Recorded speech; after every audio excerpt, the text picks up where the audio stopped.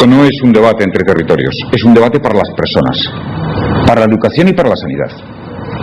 Ese es el hilo conductor y el eje que el Gobierno va a tener en el debate de la financiación autonómica, con un principio que voy a mantener, y es la cohesión y la solidaridad para que los ciudadanos tengan los servicios adecuados, vivan donde vivan, teniendo en cuenta que hay circunstancias diferentes.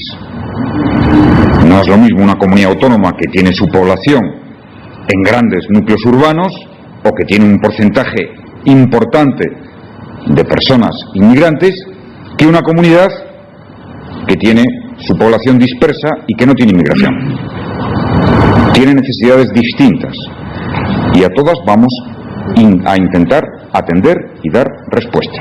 Habrá acuerdo, espero que ese acuerdo sea un acuerdo en el que participe también el Partido Popular, las comunidades autónomas del Partido Popular. Tenemos tiempo